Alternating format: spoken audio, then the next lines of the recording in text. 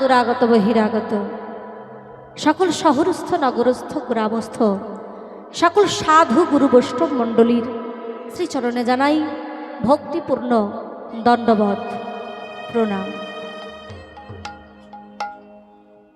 প্রণাম জানাই সকল ভক্তবৃন্দের চরণতলে। আপনাদের সকলের চরণধুলি আমার মস্তকে নিয়ে, সকল ভক্তবৃন্দের চরণধুলি মস্তকে নিয়ে, আবার রাধা গোবিন্দের চরণধুলি আমার মস্তকে নিয়ে গুরুচরণ আশ্রয় করে এত সুন্দর মহতি হরিসভায় শুরু হোক মধুময় গৌর কথা, মধুময় কৃষ্ণ কথা। তবে সর্বপ্রথমে বলে রাখি বাবা, শুনতে বড় সহজ। কি গো মায়েরা, শুনতে বড় সহজ। এই যে আপনারা যে আসনে বসেছেন, যে আসনটা গ্রহণ করেছেন বাবা, এটা হলো শ্রোতার আসন। আপনারাও আসন গ্রহণ করেছেন, আমাকে একটা আসন দেওয়া হয়েছে বাবা, কিন্তু আপনাদের আসন আর আমার আসনের মধ্যে একটি পার্থক্য আছে বাবা। পার্থক্যটা কীরকম?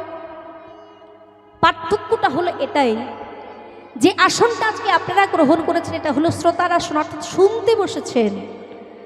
আর আমাকে যে আসনটা দেওয়া হয়েছে বাবা, বক্তার আসন। আগেই বলেছে শুনতে বড় সহজ। শুনতে বড় সহজ, কিন্তু হরি কথা বলা বা বর্ণনা করা এত সহজ কথা নয় মা। তিনি যদি কৃপা করেন, কৃপা করে যদি ভক্তের জিহবা হতে কথারূপে তিনি ঝরে পড়েন, তবে হয় মধুময় গৌর কথা, মধুময় কৃষ্ণ কথা। নিতাই গৌর আনন্দে গৌর হরি হরি। তাই আপনারা আশীর্বাদ করবেন বাবা, কৃপা করবেন। এই কৃষ্ণ কথা বলতে গিয়ে, হরি কথা বলতে গিয়ে যদি কোনোরূপ ভুল ত্রুটি হয়ে যায়, নিজের সন্তান জ্ঞানে, নিজের ঘরের একটু ছোট্ট মেয়ে মনে করে বাবা, নিজ নিজ ভগিনী মনে করে আপনারা আমাকে ক্ষমা করে দেবেন। তৎসহ আবার প্রণাম গ্রহণ করবেন। প্রথমে বলে রাখি বাবা, আমরা সবাই তো হরিকথা আস্বাদনেই বসেছি। লীলা আস্বাদন করবো ঠিকই, যে লীলাই শ্রবণ করি না কেন, সবার আগে যিনি সংকীর্তনের পিতা, এই সংকীর্তনের পিতা যিনি, এই কলির ভগবান, সেই মহাপ্রভুর রাঙা রাঙা যুগল চরণ বাবা আগে আমাদের আশ্রয় করতে হবে। তাই আসুন আমরা ছোট করে গৌরচন্দ্রিকা স্মরণ করে লীলার মধ্যে প্রবেশ করব। হগয়া রে আরে মোর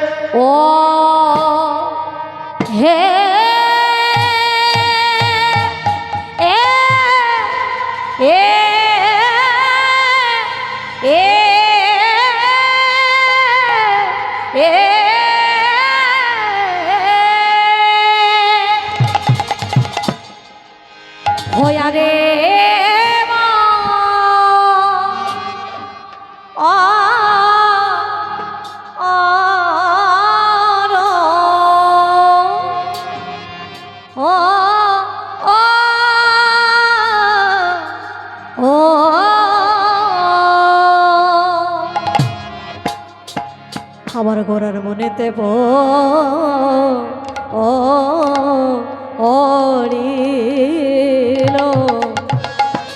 আহা মরি মরি ভাবে নিধি আমার, আমার গৌর হরি আর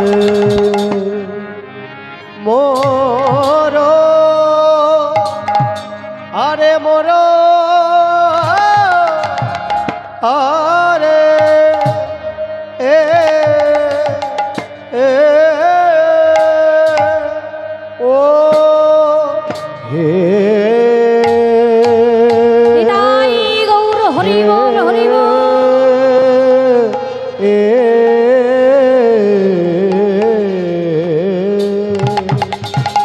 ওরে আজি রা বেরো ও ও ও ওই না পুরাবের ভাবে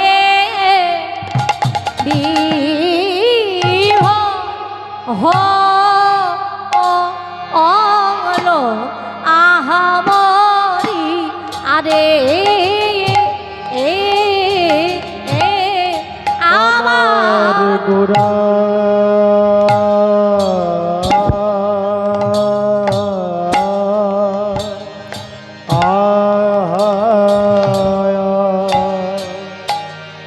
আহারে প্রভু আমার কি না ভাবে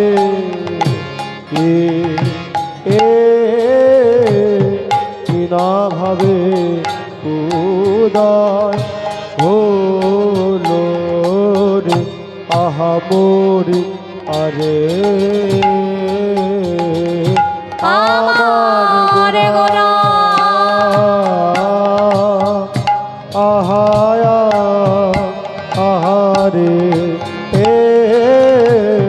গোরায় আমার কি না ভাবে কি না ভাবে উদয় হলো রে আহামরি আরে আমার গোরা আহায়া আহারে গোরায় আমার কি না ভাবে কি না ভাবে উদয় হলো রে আহামরি আরে ও আমার গোরা আহায়া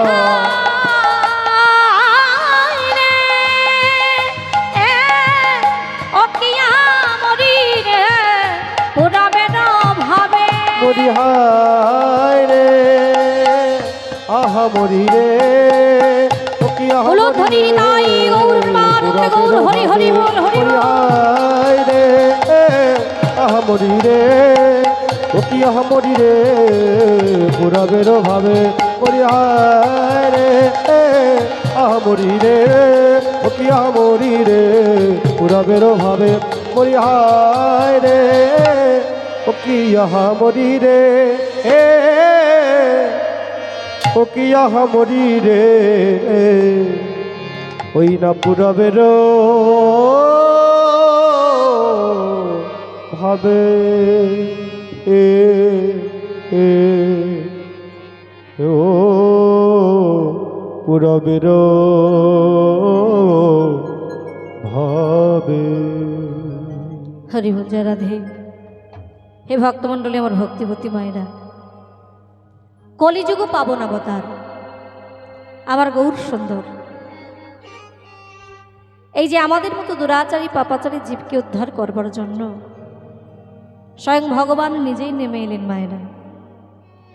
তবে একটা জিনিস লক্ষ্য করুন, আমরা তো কলির জীব, আমরা কত সৌভাগ্যবান দেখুন, যে কলিতে পেয়েছি ভগবান, যে ভগবান এসেছেন এই কলির ভগবান রূপে।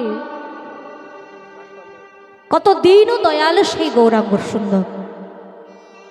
শুধু এ যুগে তো আসেননি বাবা, তিনি প্রতি যুগেই এসেছেন নানাভাবে নানা রূপে। কি গো মায়েরা? আচ্ছা বলুন তো মায়েরা, যুগ কটা? আস্তে একটু আস্তে, কটা বাবা? মায়েরা কি বলছে? 4টে যুগ। বাহ! কি কি? হ্যাঁ, সত্য, ত্রেতা, দাপর, কলি।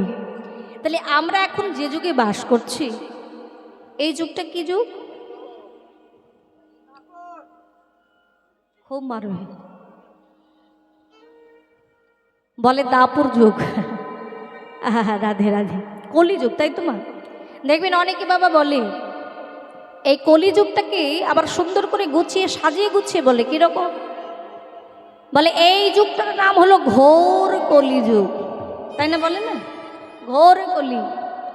যত অন্যায়, অত্যাচার, দুরাচার, ব্যভিচার এই কলিতে হচ্ছে। দোষ করছে ঘরের ছেলে, দোষ হয়ে যাচ্ছে কলির। বলে কেন করবে না, কলির ছেলে তো এমনটা হবে। আমার সে কি করলো, তোমার ছেলে দোষ। তোমার ছেলের দোষ হচ্ছে না, বলে ওই যে কলির ছেলে।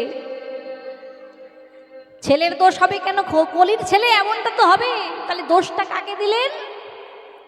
এই কলিকে। দেখুন বাবা, এই কলিতে আমরা এসেছি, কত সৌভাগ্যবান। বারবার বলছি সৌভাগ্যবান, আবার বলছি এই কলির এত দোষ। তাহলে যার এত দোষ, তাহলে তো আমরা এটা বলতে পারি না যে আমরা সৌভাগ্যবান, নাকি গো? হ্যাঁ, রাধে রাধে। একবার বলছি কলির এত দোষ আছে, আবার বলছি আমরা পরম সৌভাগ্যবান এই কলিতে এসেছি। তা যে কলির দোষ থাকবে তাহলে সৌভাগ্যবান হতে যাব কেন? বললেন এত দোষ থাকা সত্ত্বেও এমন একটা গুণ আছে যে গুণের জন্য সমস্ত দোষ ঢাকা পড়ে যায়নি। তাই গৌর হরি বল। তাহলে গুণটা কি বাবা? আমরা তো জানলাম এই কলির অনেক দোষ, যত অন্যায়, অত্যাচার। টিভির চ্যানেলগুলো খুলে দেখবেন, নিউজ চ্যানেলগুলো, প্রতিদিন কত কি ঘটে যাচ্ছে, তাই না? খুনোখুনি, মারামারি, কাটাকাটি, দাঙ্গা। তো এত কিছু হওয়া সত্ত্বেও দেখুন এখানে মহাজনকে বললেন, আহা প্রণমঃ কলিযুগ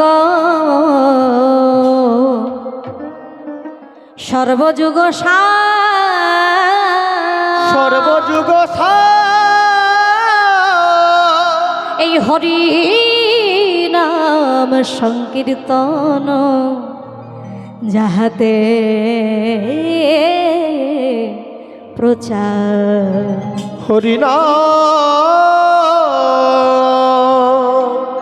হরিনাম সংকীর্তন যাহাতে প্রচার। তাহলে কি বললেন? প্রণমঃ কলি। মহাজনগণ বাবা ওই তিনটে যুগকে ছেড়ে, মানে সত্য, ত্রেতা, দাপর, এই তিনটে যুগকে ছেড়ে দিয়ে বাবা এই কলির চরণটাকেই আশ্রয় নিলেন। কেন জানেন? বলে ভগবান এই কলিতে শুধু আসেননি, আরও তো তিনটে যুগে এসেছেন, চারি যুগে এসেছেন। কিন্তু পার্থক্যটা কেমন জানেন বাবা? পার্থক্যটা দেখুন, আমার ভগবান এই কলিযুগটা বাদ দিয়ে আরও তিনটে যে যুগে এসেছেন, রাজ আসে যে রাজ বেশ ধারণ করে রাজ সিংহাসনে বসেছেন। আর একটু লক্ষ্য করে দেখুন তো আমার কলির ভগবান, তার বেশভূষাটা কেমন? রাজার সাজে এসেছেন তিনি কি বাবা? রাজার বেশভূষা আছে, তার রাজ সিংহাসনে বসে আছে। রাজবেশ ছেড়ে দিয়ে ভিক্ষার ঝোলাটা হাতে নিয়ে আমাদের মতো দুরাচারী পাপাচারী জীবকে উদ্ধার করার জন্য ভগবান স্বয়ং নিজেই নেমে এলেন।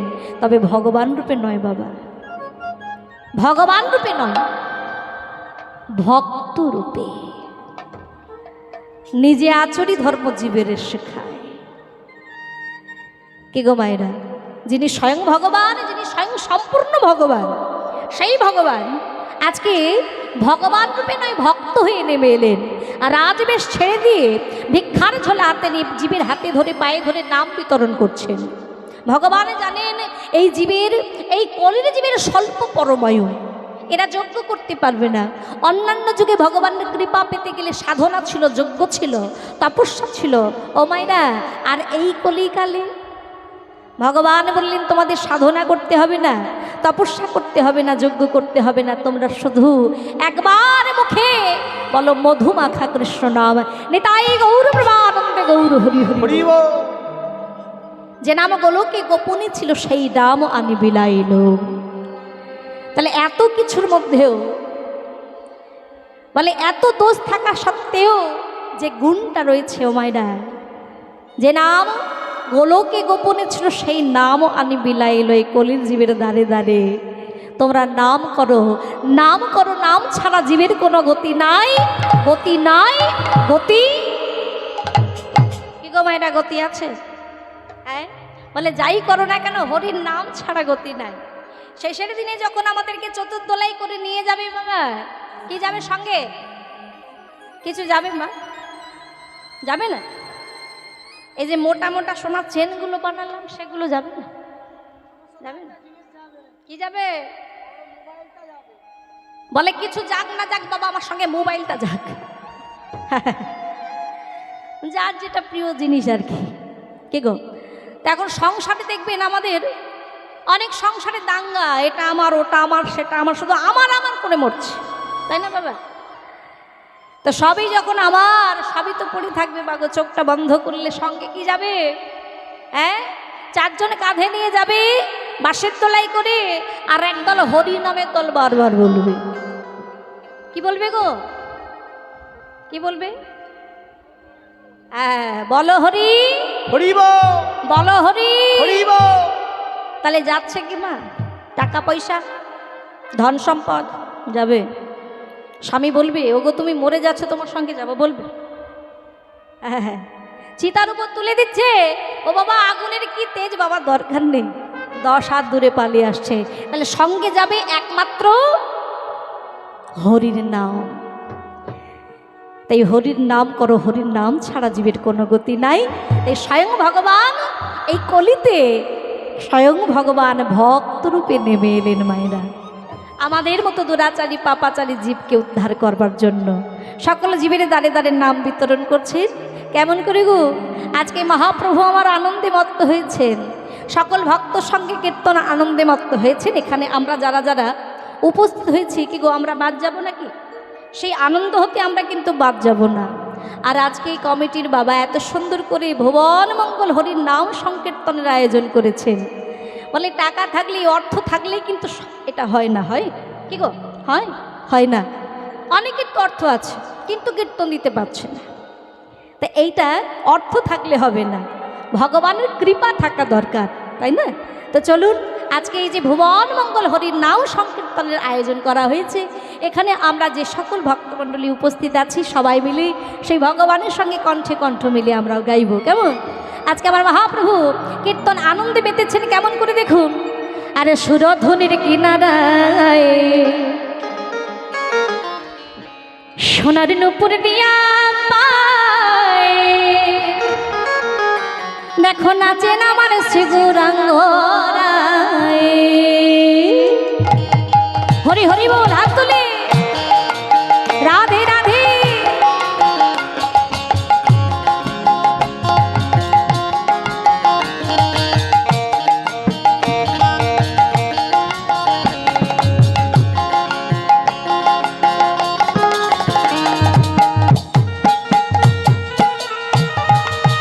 একটু উলুদ হরি মাইডার হরি বল।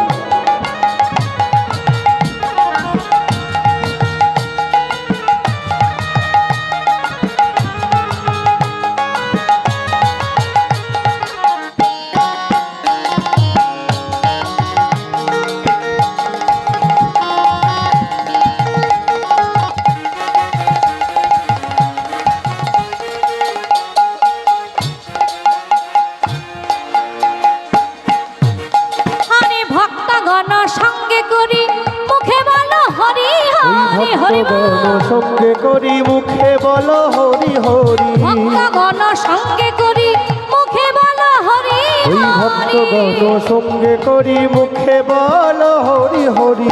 আর নয়নে প্রভু, আর নয়নে প্রভু, আর নয়নে প্রভু ফিরে ফিরে চাই, আর নয়নে প্রভু ফিরে ফিরে চাই, আর নয়নে প্রভু ফিরে ফিরে চাই, আর নয়নে প্রভু ফিরে ফিরে চাই।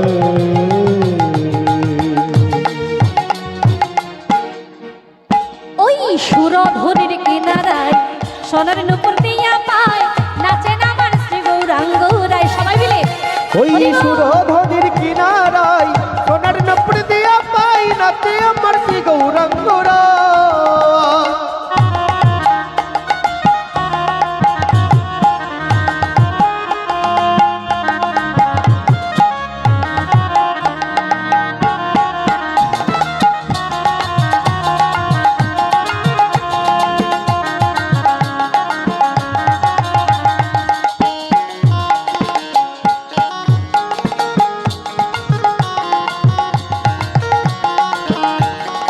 হরি হরি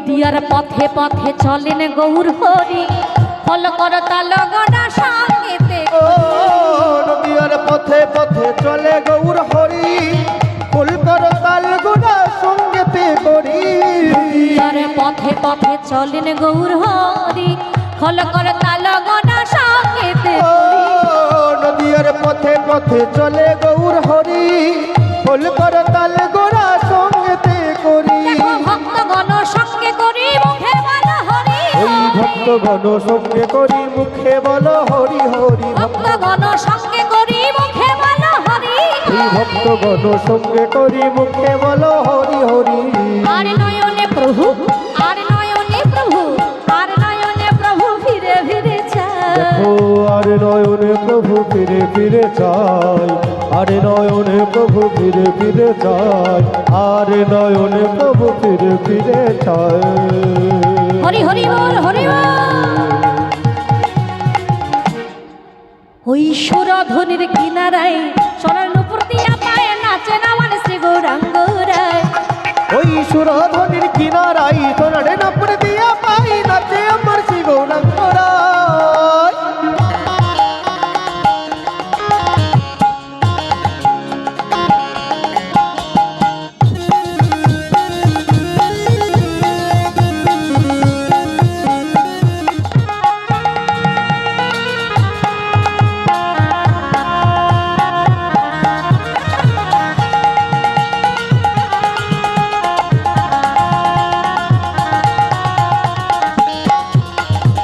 সবাই মিলে হরি বল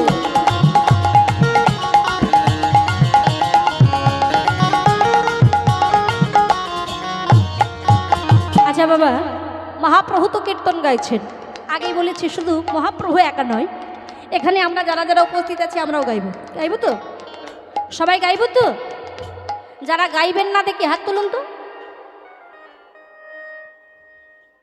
এই রে আর দুই একজন হাত তুলেছেন আচ্ছা দুই একজন যারা হাত তুলেছেন তাদেরকে কি মা বাদ দেবো নাকি গো আসলে না বুঝে উঠে গেছে আর এটা আপনাদের দোষ নয় কারণ প্রতিটা আসলে কীর্তনীয়রা বারবার করে বলে হাত তোলো হাত তোলো এটা হয়তো মায়েরা বাড়ি থেকে প্র্যাকটিস করে এসেছেন নাকি গো চলো চলো সবাই মিলে সবাই গাইবো কি গো তাই তো নাকি সবাই গাইবো মহাপ্রভু গাইছেন শুধু একা নন আমরা সবাই গাইবো তার সঙ্গে কণ্ঠে কণ্ঠ মিলিয়ে প্রথমে আমি গাইবো তারপর আপনারা গাইবেন চলুন হাত তুলে কেমন করে হরে কৃষ্ণ কৃষ্ণ কৃষ্ণ হরে হরে হরে রাম রাম রাম হরে হরে হরে কৃষ্ণ বাহ আচ্ছা কি খুব তাড়া আছে কারণ কেউ আগে আগে গাইছে কেউ পিছে পিছে গাইছে তো যার একটু তাড়া আছে সে হয়তো একটু আগে ভাবছে আগে গাইলে হয়তো ছুটি হয়ে যাবে একসঙ্গে তালে তালে চলো হাত তোলো দেখি সবাই হাত তোলো হ্যাঁ তালে তালে গাইতে হবে কেমন সবাই হরে কৃষ্ণ কৃষ্ণ কৃষ্ণ হরে হরে হরে রাম রাম রাম হরে হরে হরে কৃষ্ণ কৃষ্ণ কৃষ্ণ হরে রাম ভাই হরে কৃষ্ণ কৃষ্ণ কৃষ্ণ হরে হরে হরে রাম রাম রাম হরে হরে হরে কৃষ্ণ একটু জোরে না আরে ভক্তগণ সঙ্গে করি মুখে বলো হরি হরি ভক্তগণ সঙ্গে করি মুখে বলো হরি হরি ভক্তগণ সঙ্গে করি মুখে বলো হরি হরি ভক্তগণ সঙ্গে করি মুখে বলো হরি হরি আর নয়নে প্রভু আর নয়নে প্রভু আর নয়নে প্রভু ফিরে ফিরে চায় ও আরে নয়নে প্রভু ফিরে ফিরে চাই আরে নয়নে প্রভু ফিরে ফিরে চাই দেখো আর নয়নে প্রভু ফিরে ফিরে চায় আরে নয়নে প্রভু ফিরে ফিরে চাই হরি হরি বল হরি বল ওই সুরধুনির কিনারায় সোনার নুপুর দিয়া পায়ে নাচেন আমার শ্রী গৌরাঙ্গ রায় ওই সুরধনির কিনারাই সোনার নপুর দিয়া পাই নাচে আমার শ্রী গৌরাঙ্গ রায় নাচে আমার শ্রী গৌরাঙ্গ রায় নাচে আমার শ্রী গৌরাঙ্গ রায় নাচে আমার শ্রী গৌরাঙ্গ রায় নাচে আমার শ্রী গৌরাঙ্গ রায়, নাচে আমার শ্রী গৌরাঙ্গ রায়, নাচে আমার শ্রী গৌরাঙ্গ রায়, নাচে আমার শ্রী গৌরাঙ্গ রায়। হরি হরি বল হরি। আজকে আমার মহাপ্রভু এইভাবে কীর্তন আনন্দে মত্ত হয়েছেন। কীর্তন গাইতে গাইতে, আস্তে একটু আস্তে, কীর্তন গাইতে গাইতে বাবা আমার মহাপ্রভুর হঠাৎ এক ভক্তির কথা মনে পড়ে গেল। সঙ্গে সঙ্গে কীর্তন বন্ধ করে নন্দনাচার্য প্রভুকে বলে উঠলেন, আচার্য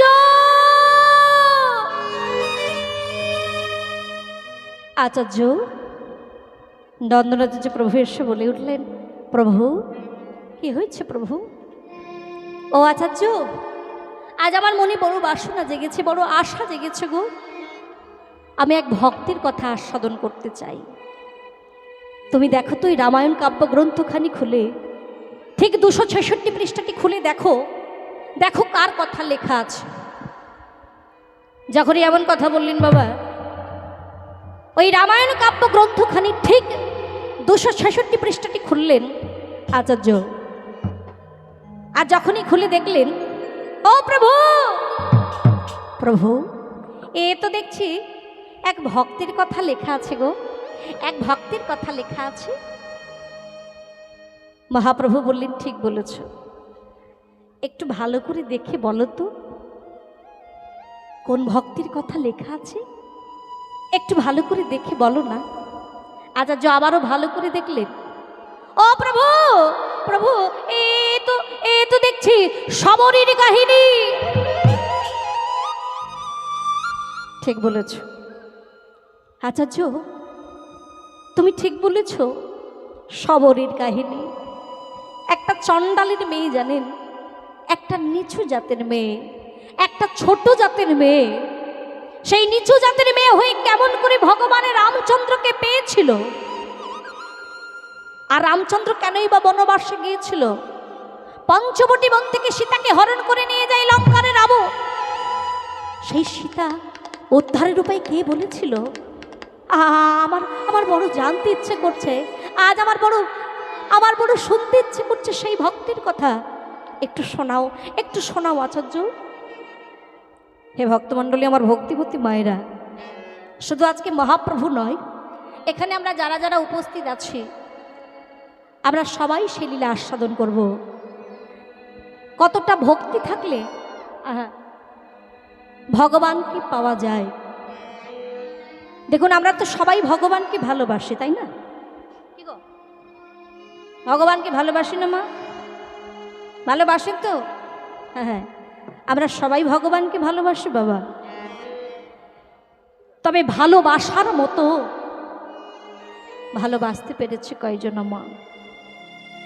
এই যে আমরা বলি না আমরা ভগবানকে ভালোবাসি, এটা কিন্তু আমাদের স্বার্থের ভালোবাসা। স্বার্থের জন্য ভালোবাসি আমরা ভগবানকে। আমরা ভগবানের কাছে যাচ্ছি, ভগবানের কাছে মাথা খুঁটে পড়ছি, আমাদের যেটা চাহিদা সেটা ভগবানের কাছে তুলে ধরছি। আবার যখন ভগবানের কাছে যেয়ে পাচ্ছি না, আর আমাদের এই সনাতনীদের, আমাদের এই ধর্ম, সনাতনীর এই যে ধর্ম, অন্যান্য বিধর্মীদের, তারা আমাদের এই ধর্মটাকে নিয়ে অনেক হাসাহাসি করে। কেন জানেন? বলে 33 কোটি দেবদেবী যাদের, তারা এই ধর্মটা ছেড়ে আবার আমাদের ধর্মের দিকেও আসছে, যাচ্ছে না? তাহলে আমরা কি করছি? কেউ মা কালী, কেউ শিব, যার যাকে ভালো লাগে, কেউ শিবের আরাধনা করছে, কেউ মায়ের কাছে যাচ্ছে, আর যার কাছে চেয়ে পাচ্ছি না তাকে ছেড়ে বাদ দিয়ে আবার অন্য জায়গায় যাচ্ছে। কি গো মায়েরা, মা কালীর কাছে পাচ্ছি না, মা কালী বাদ দিয়ে শিবের কাছে যাচ্ছি, শিবের কাছে পাচ্ছি না, শীতলার কাছে যাচ্ছি।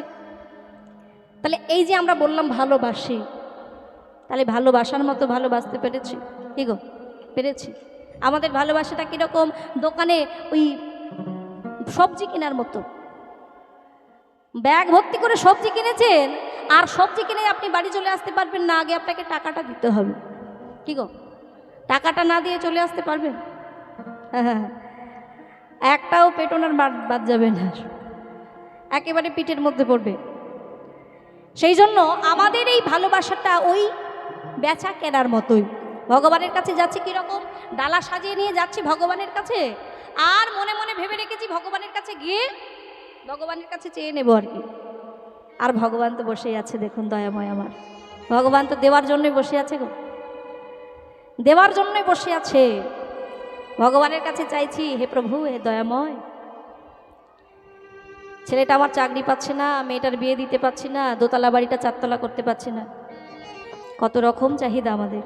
কিন্তু বলুন তো, ভুল করেও একবারের জন্য ভগবানের কাছে বললি, প্রভু গো, হে দয়াময়, তুমি ভালো আছো তো? এই জগতে তুমি যদি ভালো থাকো, আমাদের ভালো থাকার চিন্তা করতে হবে না, কারণ তিনি হলেন বিশ্ব ব্রহ্মাণ্ডের মালিক। কি গো মায়েরা, বিশ্ব ব্রহ্মাণ্ডের যিনি মালিক, তিনি যদি ভালো থাকেন, আমাদের আর ভালো থাকার চিন্তা করতে হবে না মা। তাই আমরা চাইতে জানি না। আজকে আমরা যে লীলা আস্বাদন করবো বাবা, একটি ভক্ত লীলা, কতটা ভালোবাসা থাকলে, কতটা ভরসা থাকলে, কতটা ভক্তি থাকলে ভগবানকে পাওয়া যায়।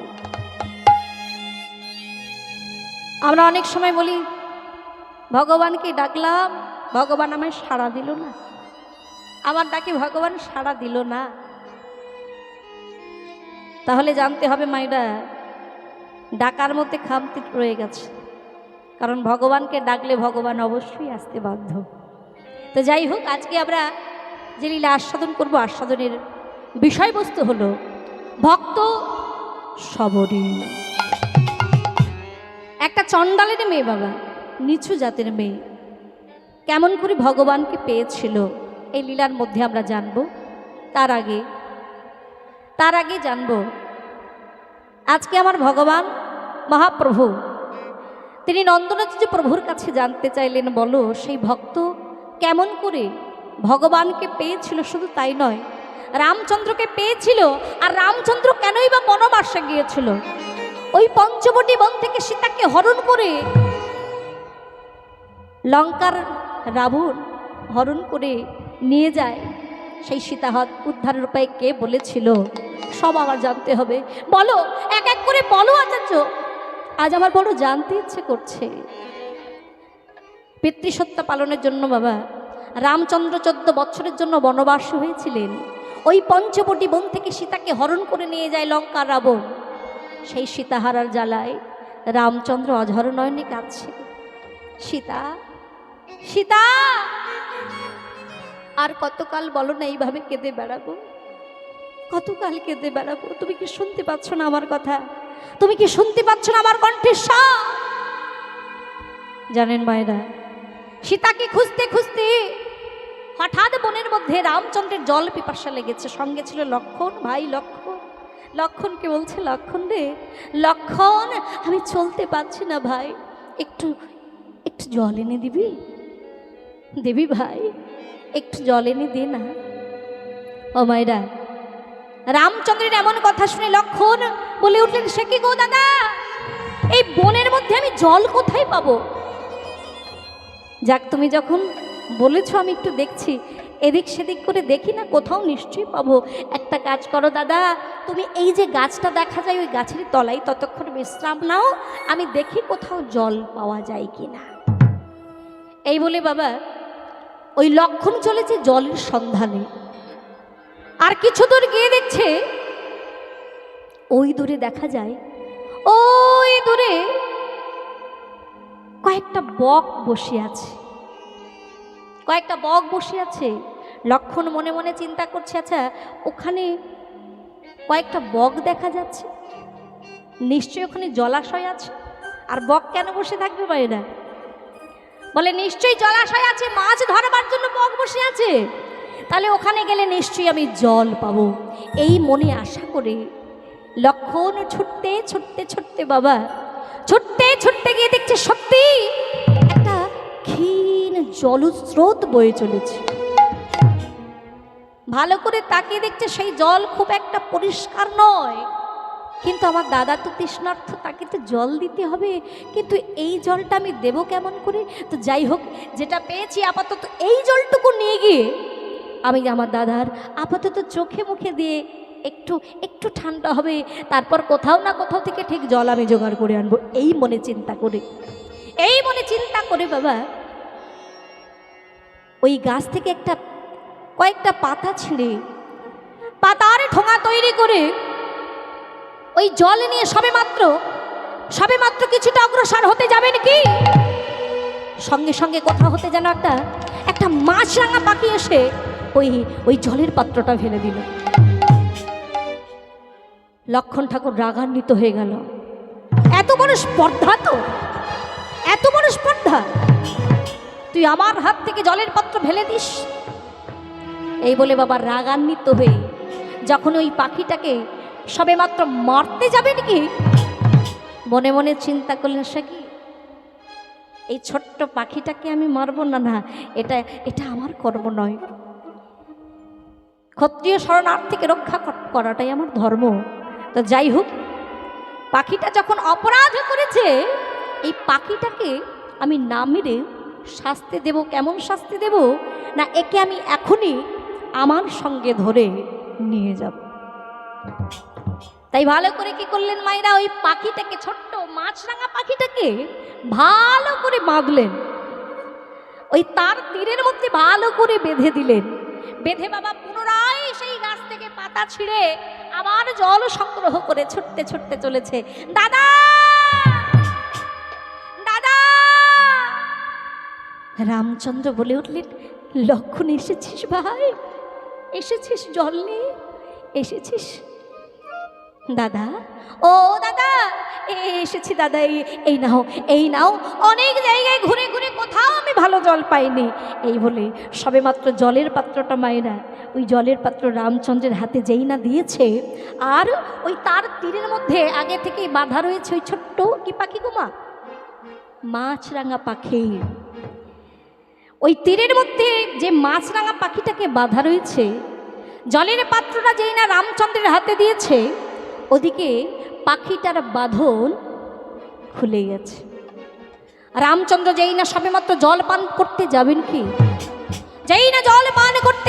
সঙ্গে সঙ্গে ওই মাছরাঙা পাখিটা আবারও পুনরায় ওই রামচন্দ্রের হাত থেকে পুনরায় জলটা আবারও মাটিতে ফেলে দিল। সঙ্গে সঙ্গে রাগান্বিত হয়ে লক্ষণ কি করেছে, সবেমাত্র তীর ধনুক তুলেছে। আমি তোকে এখনই বিনাশ করব। এত বড় স্পর্ধা, তুই বারবার তুই আমাকে বিভ্রান্ত করে তুলেছিস, আর আমি তোকে ছাড়বো না। এই বলে যেই না মা তার তীর ধনুকটা তুলেছে ওই পাখিটাকে তীরবিদ্ধ করবার জন্য, সঙ্গে সঙ্গে রামচন্দ্র বলে উঠলেন, ভাই রে লক্ষণ, ভাই লক্ষণ, এই জগতে আর কেউ না জানুক, আমি জানি তুই কত শক্তি ধরতে পারিস। এটা আমার থেকে বেশি কেউ জানে না ভাই। ওইটুকু ছোট্ট পাখিকে মারার তোর কর্ম নয়, ছোট্ট পাখিকে মারার তোর কর্ম নয় ভাই। এই বলে কি করছে জানেন বাবা, ছোট্ট মাছরাঙা পাখিটাকে হাতে তুলে নিয়ে রামচন্দ্র সেই মাছরাঙা পাখিটাকে বলছে, পাখি রে, আমি কি তোর কাছে কোনো অপরাধ করেছি?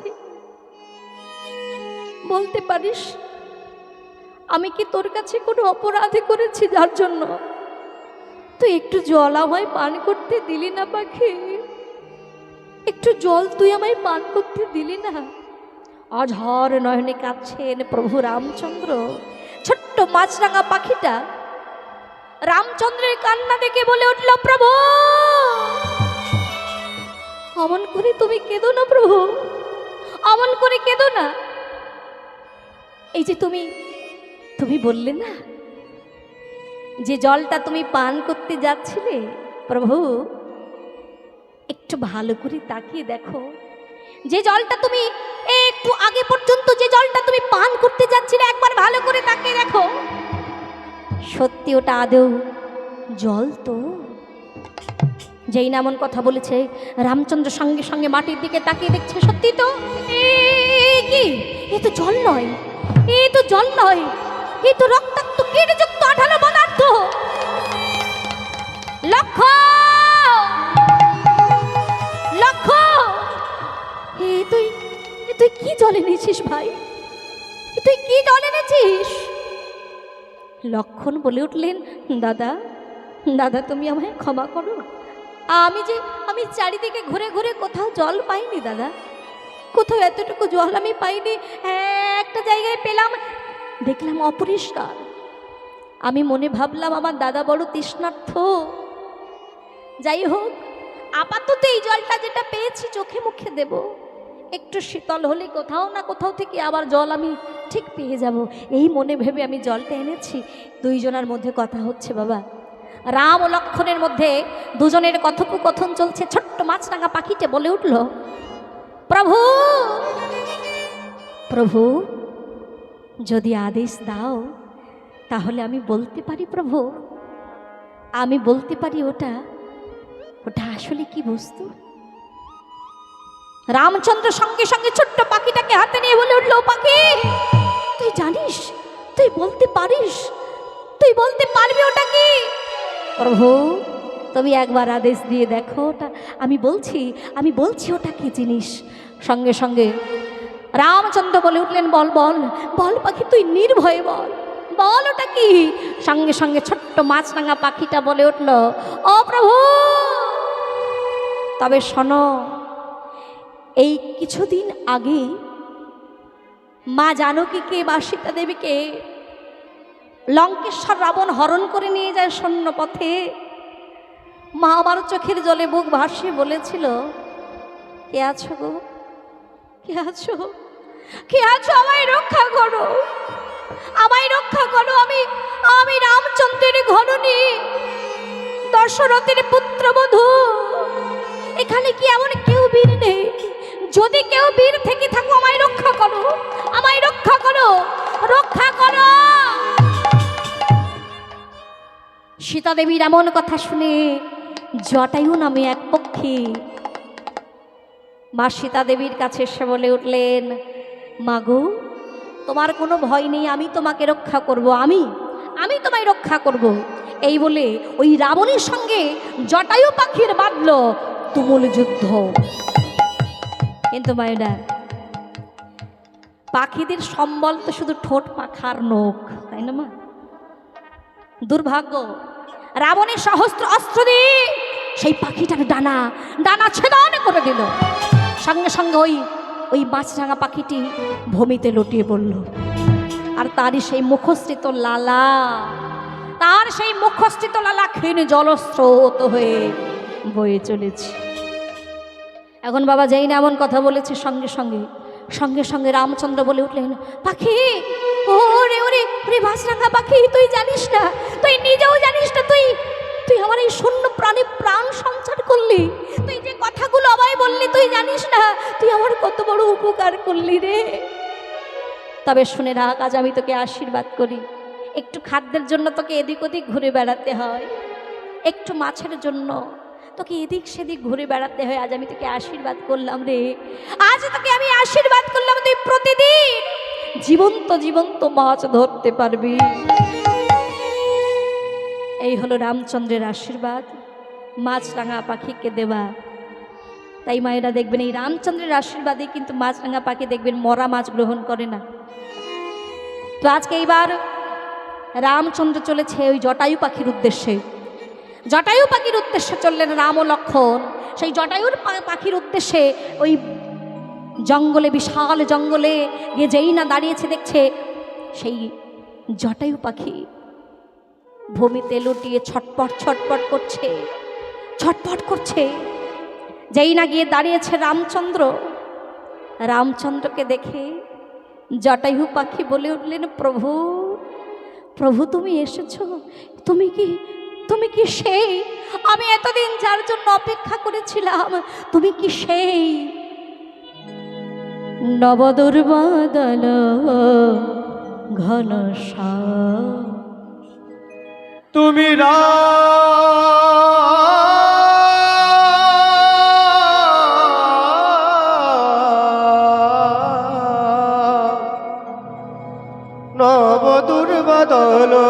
ঘন শ্যাম মধুর বাদল ঘন শ্যাম তুমি রাম মধুর বাদল ঘন শ্যাম অঙ্গেরি বারণ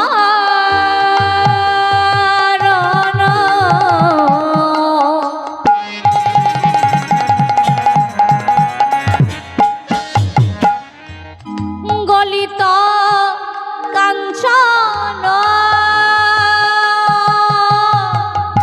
অঙ্গেরি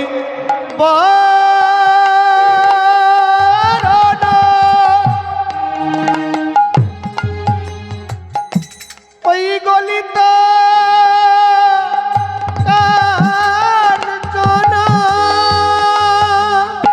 তুমি অঙ্গের বারণ গলিত কাঞ্চন অঙ্গের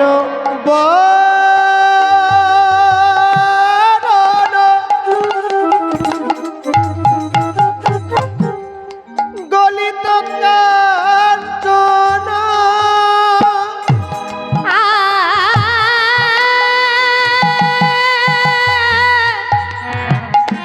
জিত ঘন নয়ন ভীরা ও জিত ঘন নব ঘন আরে জিত ঘন নয়ন ভীরা জিত ঘন নয়ন বেরা নব দুর্বাদল ঘন শ্যাম তুমি রাম নব দুর্বাদল ঘন শ্যাম তুমি রাম নব দুর্বাদল ঘন শ্যাম তুমি রাম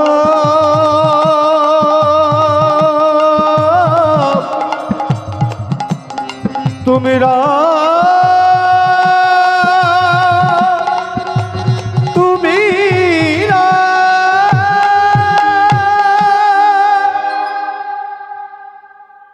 জটায়ু পাখি যখনই জিজ্ঞাসা করলেন তুমি কি শ্রী রামচন্দ্র তুমি কি এসেছো প্রভু তুমি এসেছো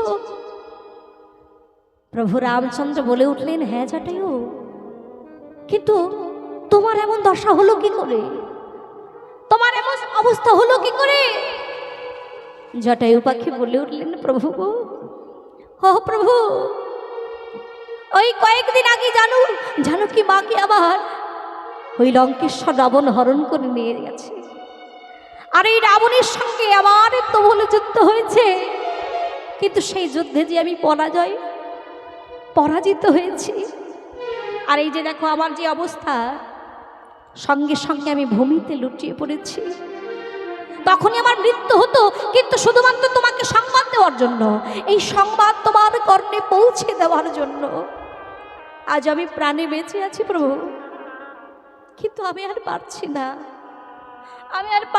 প্রভু তুমি যাওয়ার আগে যে কথাগুলো তোমায় বলে যেতে চাই শোনো প্রভু এই যে বনটা দেখছো এই বন পার হলে পড়বে তৌর অরণ্য আর ঠিক তারপরে পড়বে পম্পা সরোবর আর ওই সরোবরের তীরে বহুদিন ধরে একজন শবর কন্যা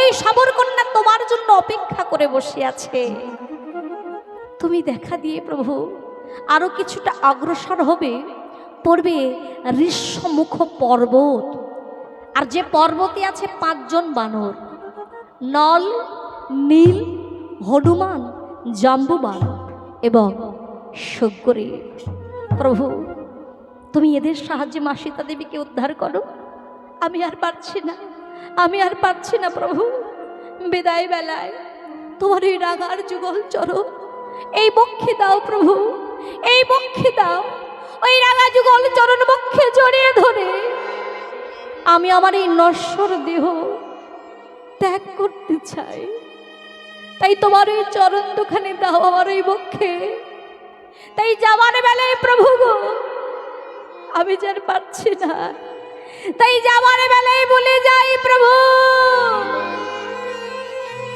যাবার বেলা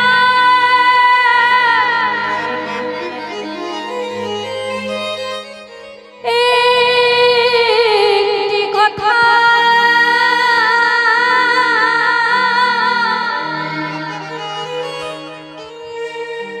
শুধু বলে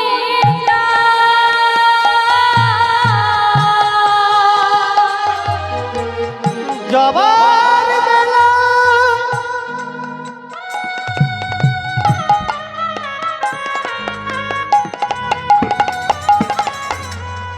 একটি কথা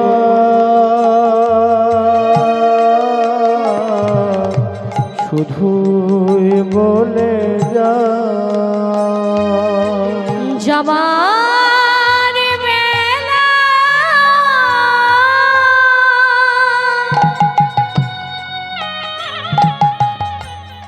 একটি কথা শুধু বলে যা জনম জনম এই রাঙা চারা আমি যেন পাই। যাবার বেলা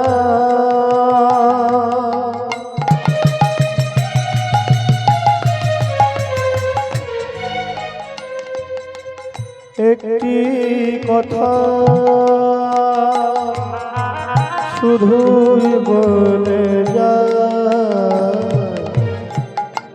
জনম জনম ওই রাঙা আমি যেন আমি চলে যা আমি চলে যা শুধু বলে যা শুধু বলে যা আমি চলে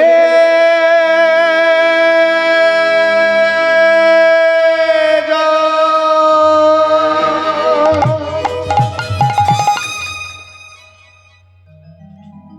হে ভক্তমণ্ডলী, আমার ভক্তিমতী মায়েরা, সেই জটায়ু পাখি রাম নাম গাইতে গাইতে গাইতে গাইতে তার শেষ নিঃশ্বাস ত্যাগ করলেন। এবার রাম ও লক্ষ্মণ কি করলেন? সেই জটায়ু পাখির সৎকার্য করে এইবার চলতে লাগলেন শবরীর উদ্দেশ্যে, সেই পম্পা সরোবরের তীরে। এবার আমরা জানবো বাবা, আসলেই শবর কন্যা বা শবরী আসলে কে? ভগবান তার সকল ভক্তকে সমবিপদ থেকে রক্ষা করেন। ওমা, শুধু রক্ষা করেন না, মাঝের মধ্যে একটু পরীক্ষাও নেন। আবার শত শেষে সেই ভক্তের চরণে বিকিও যায়। এর প্রমাণ দেখুন, পঞ্চবটী বনের এক প্রান্তে হীরা চণ্ডাল নামে এক ভক্ত ছিলেন। তার স্ত্রীর নাম ছিল মোহিনী, আর এদের ভিক্ষাই ছিল একমাত্র জীবিকা। ভিক্ষা করে দিন চলতো বাবা। যেদিন ভিক্ষায় কিছু পেত, ভগবানকে সেবা দিয়ে তারা নিজেরা প্রসাদ পেত, আর যেদিন ভিক্ষায় কিছু পেত না মায়েরা, সেই দিনটা অনাহারে যেত। এইভাবেই দিন চলে। একদিন কি হয়েছে জানেন বাবা? হীরা চণ্ডাল ও তার স্ত্রী মোহিনী ভগবানের কাছে কেঁদে কেঁদে বলছে, ও হে দয়াময়, আমাদের এই সুখের সংসারে তেমন কিছুর অভাব নাই। ও গো স্বামী গো, তুমি তো আমায় সব দিয়েছ, সব দিয়েছ, তবে এই সংসারে একটা জিনিসের বড় অভাব জানেন? সব আছে, কিন্তু মা বলবার জন্য একটা সন্তান তুমি কৃপা করো ঠাকুর, দয়া করো, কৃপা করো। ভগবানের চরণে হীরা চণ্ডাল মা মোহিনী ভগবানের চরণে কাঁদছে যে আমার সংসারে তো কোনো কিছুর অভাব নাই। আচ্ছা বাবা, একটু আগেই তো বললাম যার ভিক্ষা করে দিন চলে। আচ্ছা বলুন তো, যার ভিক্ষা করে দিন চলবে তাহলে তার সংসারে কিছুর অভাব নাই? এই তো হচ্ছে প্রকৃত ভক্ত। আর আমাদের শুধু খালি দাও দাও, সব আছে তবুও কিছু নাই, শুধু দাও দাও দাও দাও করে মরছি, ভগবানের কাছে শুধু চেয়েই যাচ্ছে। আর সংসার মাঝে শুধু আমার আমার আমার আমার, স্বামী আমার, বাড়ি আমার, গাড়ি আমার, সব আমার। হ্যাঁ, সবই যদি আমার, ভেবে দেখেছো তুমি কার? ভেবে দেখ মন, কেউ কারো নয়, মিছে ভূমণ্ডলে। ভেবে দেখ মন, কেউ কারো নয়, মিছে ভ্রমণ্ডলে। ভেবে দেখ মন, কেউ কারো নয়, মিছে ভূমণ্ডলে। ভেবে দেখ মন, কেউ কারো নয়, মিছে ভ্রমণ্ডলে। ভুলো না দক্ষিণা কালী, বদ্ধ হয়ে মায়া জালে। ভুলো না, ভুলো ওলা দক্ষিণা কালী, বদ্ধ হয়ে মায়া জালে। ভুলো না দক্ষিণা কালী, বদ্ধ হয়ে মায়া জালে। ভুলো না দক্ষিণা কালী, বদ্ধ হয়ে মায়া জালে। ভেবে দেখ মন, কেউ কারো নয়, মিছে ভূমণ্ডলে। ভেবে দেখ মন, কেউ কারো নয়, মিছে ভ্রমণ্ডলে। ভেবে দেখ মন, কেউ কারো নয়। হে ভক্তমণ্ডলী, আমার ভক্তিমতী মায়েরা, এই যে গানটা আমরা আস্বাদন করছি, এটা একটা শ্যামা সঙ্গীত। আর দেখুন, তাই এই গানের মাঝখানে এই কালী কথাটা ব্যবহার হয়েছে, কারণ যিনি লিখেছেন তিনি একজন কালী ভক্ত। কালী ভক্ত, তাই কালী কথাটা ব্যবহার করেছেন। যদি এটা কৃষ্ণ ভক্ত হতেন, অবশ্যই কালীর জায়গায় কৃষ্ণ কথাটা থাকতো। আসলে বাবা, কালী কৃষ্ণের কোনো ভেদাভেদ নাই, এটা আমরা তৈরি করেছি। কালী কৃষ্ণের কোনো ভেদাভেদ নাই। কালী হলো শক্তি, আর কৃষ্ণ হলো শক্তিমান। তবে বলুন তো বাবা, শক্তি ছাড়া কি শক্তিমানের কোনো অস্তিত্ব আছে? শক্তি যদি না থাকে, শক্তিমান হবে কি করে? বলে অন্ধকার যদি না থাকে, দেখবেন আলোর কিন্তু কোনো গুরুত্ব নাই।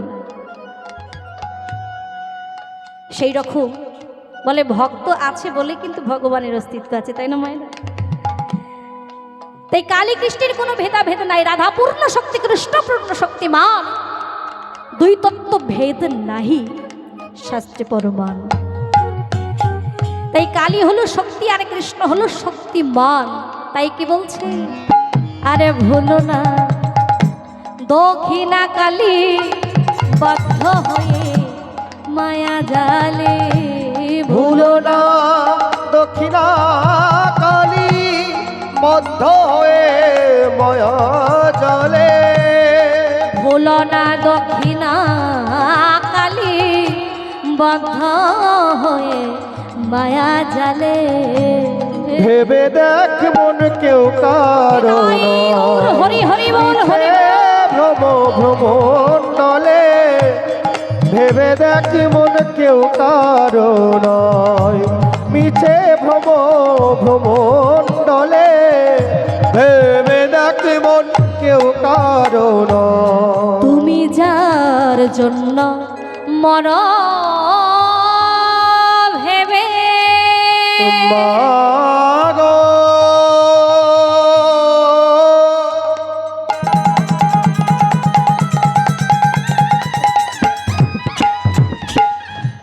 ওগো মা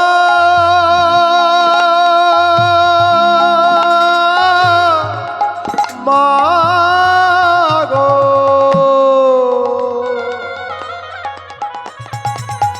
ওগো মা গো তুমি যার জন্য মর ভেবে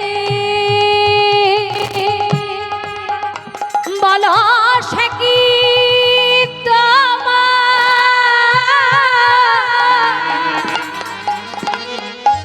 সঙ্গে যাবে? তুমি যার জন্য মর মর ভেবে বলো সেই কি তোমার সঙ্গে যাবে?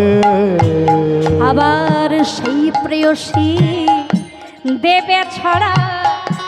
বাবা, যাদের জন্য এতদিন চিন্তা করে বললেন, খেতে বললেন, হ্যাঁ, সংসারে চিন্তা করতে করতে সারা জনমটাই পার হয়ে গেল, তাই না? সেই প্রেয়সী দেবে ছড়া কখন গো? যখন চারজন কাঁধে করে নিয়ে ওই ডেড বডিটা ঘর থেকে নিয়ে চলে যাবে, ঠিক যেখানে শোয়ানো ছিল সেই জায়গাটা আগে পরিষ্কার করতে হবে। কি গো, বলে অপবিত্র হয়ে গেছে যে মানুষটা সারা জীবন ধরে সংসারের জন্য খেটে মরল, শুধুমাত্র নয়নটা বন্ধ করতে ওই জায়গায় যেখানে শোয়ানো ছিল জায়গাটা অপবিত্র হয়ে গেছে। এটাই গৌর হরিব। এই জগতে কেউ আপন নয় মায়েরা। আরে সেই প্রেয়সী দেবে ছড়া অমঙ্গল হবে বলে।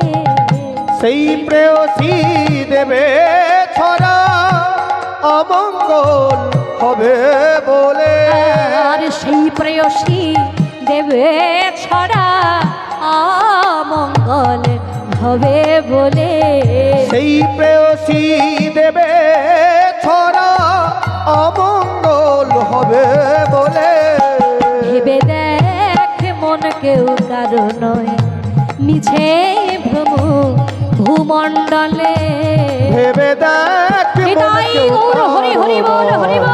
মিছে ভ্রম ভ্রমণ্ডলে। ভুলো না দক্ষিণা কালী বদ্ধ হয়ে মায়া জালে। ভুলো না দক্ষিণা কালী বদ্ধ হয়ে মায়া জালে। ভেবে দেখ মন কেউ কারো নয়, মিছে ভ্রম ভ্রমণ্ডলে। ভেবে দেখ মন, ভেবে দেখ মন, ভেবে দেখ মন কেউ কারো নয়। তাহলে এ জগতে কেউ আপন নয় মায়েরা, কেউ আপন নয়। যদি আপন কেউ থেকে থাকে, একমাত্র আপন যদি কাউকে ভাবতে হয়, আশ্রয় যদি করতে হয়, একমাত্র ভগবানের চরণ আশ্রয় করো, যে কিনা শেষ জীবন পর্যন্ত, শেষ দিন পর্যন্ত আপনার সঙ্গ ছাড়বে না। হরি হরি বল। তো যাই হোক, আমরা যে সবসময় ভগবানের কাছে চেয়েই যাচ্ছি, দাও দাও দাও। আজকে মা মোহিনী ভগবানের কাছে চাইছে, প্রভু গো, আমার এই সংসারে কোনো কিছুর অভাব নেই। কুঁড়ে ঘরে ভরবাস, যার মাথায় রয়েছে পাতার চাল, সে বলছে আমার কোনো কিছুর অভাব নাই। ওই দয়াময়, ওই করুণাময়, মা বলে ডাকবার মতো একটা সন্তান তুমি কৃপা করো ঠাকুর, কৃপা করো, দয়া করো। মা বলে ডাকবার মতো একটা সন্তান তুমি কৃপা করো। এই বলে দুই স্বামী স্ত্রী ভগবানের চরণে কেঁদে কেঁদে জানাচ্ছে, প্রভু গো, কৃপা করো, দয়াময়, দয়া করো। ভগবানের চরণে কেঁদে বলছে, হে প্রভু গো, একটি পুত্র সন্তান দাও হে প্রভু, তোমার সেবার তরে। একটি পুত্র সন্তান দাও হে প্রভু তোমার সেবার তরে। একটি পুত্র সন্তান দাও হে প্রভু তোমার সেবার তরে। একটি পুত্র সন্তান দাও হে প্রভু তোমার সেবার তরে। যেদিনে ভব পারে থাকব না রাখবে তোমায় ধরে। ও যেদিন ভব পারে থাকব না আর রাখবে তোমায় ধরে। যেদিনে ভব পারে থাকব না আর রাখবে সে তোমায় ধরে। ও যেদিন ভব পারে থাকব না আর থাকবে তোমায় ধরে। একটি পুত্র সন্তান দাও হে প্রভু তোমার সেবার তরে। একটি পুত্র সন্তান দাও হে প্রভু তোমার সেবার তরে। একটি পুত্র সন্তান দাও হে প্রভু তোমার সেবার তরে। কান্দিতে কান্দিতে প্রভুর কৃপা যে হইল। কৃপা যে হইল ধীরে ধীরে মা মোহিনী গর্ভবতী হল। গর্ভবতী হলো। ও মাইরা এতদিন ধরে কেঁদে কেঁদে কেঁদে কেঁদে এতদিন পরে ভগবানের কৃপা হয়েছে। মনে বড় আনন্দ। ভগবানের নাম করে দিবারাত্র হীরা চণ্ডাল দিবারাত্র ভগবানের নাম করে। মা মোহিনীর মনেও বড় আনন্দ। দেখতে দেখতে দেখতে দেখতে বাবা কয়েক মাস কেটে গেল। আর একদিন ওই মা মোহিনীর মনে জাগলো অহংকারের চিহ্ন। কিরকম না, একদিন মা মোহিনী কি করছে জানেন? পাড়া প্রতিবেশীদেরকে ডেকে বলছে, ও দিদি এই যে তোমাদের বলছি গো, তোমাদের আর দেখেছো আমি কেমন করে ভগবানের সাধনা করেছি? তোমরা পারবে কি গো? তোমরা পারবে আমার মতো সাধনা করতে? দেখেছো কেমন করে ভগবানকে ডাকতে হয়? আমায় দেখে শেখো কেমন করে ভগবানের সেবা করেছি। দেখো দেখো, তাই তো ভগবান আমায় বর দিয়েছে গো। এটা হলো মায়ের অহংকার। আর বাবা ভগবান সব সইতে পারে, বিশ্বজগতে সব সইতে পারে, কিন্তু দুটো জিনিস সহ্য করতে পারে না জানেন? দুটো জিনিস সহ্য করতে পারে না। এক হলো কোন জীবের অহংকার। অহংকার করে সত্য যুগে বলি গেল পাতালে, অহংকার করে ত্রেতা যুগে রাবণ বংশ হলো শেষ, অহংকার করে দাপরে দুর্যোধন বংশ হলো নিধন। তাহলে সহ্য করতে পারে না কোনো জীবের অহংকার। আর একটা হলো কোনো ভক্তের নয়নের জল। আজকে মা মোহিনীর মনে অহংকার জেগেছে। মা যেই না পাড়া প্রতিবেশীদেরকে ডেকে ডেকে বলছে, দেখো দেখো আমি কেমন করে ভগবানের সাধনা করেছি, হঠাৎই যেন দূর হতে দৈববাণী হলো, মা মোহিনী এত অহংকার তোমার, এত অহংকার তোমার, আমি তোমায় অভিশাপ দিলাম, অভিশাপ দিলাম। তোমার সাধনার পূর্ণতা প্রকাশ পাবে, তুমি সন্তানের মাও হবে, কিন্তু কিন্তু ওই সন্তানের মুখ দর্শন তুমি করতে পারবে না। কে গো? কি তুমি? হ্যাঁ আমার গর্ভের সন্তান নাকি আমি মুখ দর্শন করতে পারবো না? কে কে কে তুমি? হঠাৎ যেন দূর হতে ভেসে এলো কে যেন বলে উঠল, আমি নিয়তি, আমি নিয়তি, আমি নিয়তি, আমি নিয়তি, আমি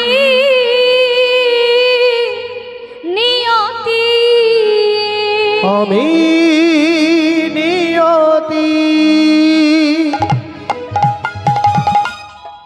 দেখতে দেখতে মা আবার চিন্তায় মগ্ন হয়ে পড়লেন। আর এইভাবে কয়েক মাস কেটে গেল, এমনকি 10 মাস 10 দিন গত হয়ে গেল। আর মা আমার গর্ভ যন্ত্রণায় কাতর হয়েছে গো। কিন্তু সেই দিন হীরাচণ্ডাল বাড়িতে নেই। অন্যান্য দিনের মতো আজও ভিক্ষায় গিয়েছেন, কিন্তু প্রাকৃতিক দুর্যোগ শুরু হয়ে গেছে বাবা। প্রাকৃতিক দুর্যোগ শুরু হয়ে গেছে, ঝড়ে জলে বৃষ্টি। রাত্রি, অধিক রাত্রে মা গর্ভ যন্ত্রণায় ছটফট করছে, ছটফট করছে, ছটফট করতে করতে করতে করতে মা আবার প্রসব করলেন। মা প্রসব করলেন, কিন্তু তার কিছুক্ষণের মধ্যে মায়ের দেহটা স্থির হয়ে গেল। আর এইভাবে দেখতে দেখতে রাত্রি প্রভাত হয়ে গেছে। মা বৃষ্টি থেমে গেছে। ভোরবেলায় হীরাচণ্ডাল এবার বাড়ি ফিরছে। বাড়ি ফিরে বারবার ডাকছে, মোহিনী, ও মোহিনী, দরজাটা খোলো, ও মোহিনী, দরজাটা খোলো মোহিনী। বারবার করে দরজায় ধাক্কা দিচ্ছে, কিন্তু দরজা তো কেউ খুলছে না। মোহিনী, ও মোহিনী, তোমার স্বামী এসেছি। রাত্রিতে অনেক ঝড় জলে বৃষ্টি হয়েছে তো আমি ফিরতে পারিনি। মোহিনী, দরজাটা একটু খুলে দাও, দরজাটা খোলো মোহিনী। বারবার করে ডাকছে, কোনো সাড়া নেই। আস্তে করে দরজায় ধাক্কা মেরে দেখছে, আরে দরজা তো খোলাই খোলাই আছে। ভেতরে ঢুকে আবার ডাকছে, মোহিনী, কোথায় গেলে মোহিনী? মোহিনী বারবার ডাকতে ডাকতে বাবা হঠাৎ লক্ষ্য করেছে ওই মোহিনীর বিছানার পাশে একটা ফুটফুটে কন্যা সন্তান। আনন্দে আত্মহারা হয়ে ছুট থেকে ওই ওই হীরাচণ্ডাল কোলে তুলে নিল তাকে। ও মোহিনী, ও মোহিনী, ও আমি বুঝতে পেরেছি, বুঝি ওই ওই যন্ত্রণার জ্বালায় মোহিনী অচেতন হয়ে গেছে। তবু বারবার করে ডাকছে, ও মোহিনী, মোহিনী, ও মোহিনী, ওঠো ওঠো, দেখো দেখো, এতদিন পরে ভগবান মুখ তুলে তাকিয়েছে গো। দেখো দেখো কত সুন্দর ফুটফুটে কন্যা সন্তান হয়েছে। এতদিন পরে আমাদের এই কুড়ে ঘরে দেখো যেন পূর্ণিমার চাঁদের উদয় হয়েছে। মোহিনী, ও মোহিনী, একবার তাকাও, একবার তাকাও মোহিনী, তাকাও। কিন্তু কে আর সাড়া দেবে মা? কে আর সাড়া দেবে? বৈষ্ণব পদকর্তা এক পাশে দাঁড়িয়ে বলছে, নে তোমার মোহিনী, তোমার মোহিনী যে আর তোমার নে।